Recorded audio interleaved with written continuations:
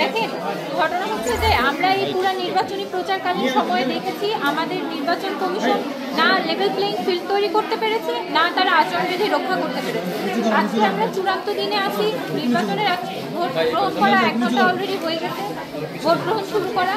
এর মধ্যে অলরেডি আমরা একটা অসঙ্গতি লক্ষ্য করলাম যে এই ভোটারদের লাইন থেকে প্রচারপত্র দেওয়া হচ্ছে। এটা কিন্তু আসলে নিয়ম ছিল না। 100 গজ দূর থেকে আমাদের ভোটাররা কাগজ নিয়ে আসতে পারবে, কিন্তু আজকে কিন্তু প্রচারপত্র দেওয়াটা আচরণবিধি লঙ্ঘন। প্রথম থেকে যখন নির্বাচন কমিশন এটা রক্ষা করতে পারেনি, আজকে শেষ দিনেও তারা এটাই প্রমাণ করলো। মাত্র 1 ঘন্টার মধ্যে অসঙ্গতি লক্ষ্য করা যাচ্ছে। এখন সারাদিন কি হবে আমরা আসলে খুবই শঙ্কিত, মানে আসলে আমরা খুবই শঙ্কিত। আর নির্বাচন কমিশন আমাদের চরমভাবে হতাশ। আপনার নাম পরিচয়টা বলুন। আমি তাসিম খান, পিপি পদপ্রার্থী, ব্যালট নাম্বার 7। প্রশাসন কি এই বিষয়ে কোনো অভিযোগ দিয়েছেন ফোনে বা হচ্ছে যে অন্য কোনোভাবে?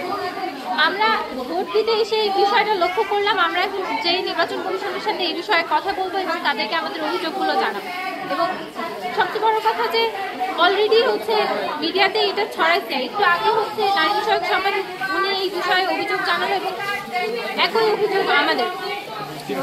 আরেকটি বিষয় হচ্ছে আমাদের কিন্তু গতকালকে কিন্তু প্রচার বন্ধ ছিল, সেখানে কিন্তু আমরা দেখেছি যে বঙ্গমাতা হলে মানে জুলাই 36 হলে কিন্তু গতকালকে প্রচার প্রচারণা চালিয়েছে একটা গোষ্ঠী।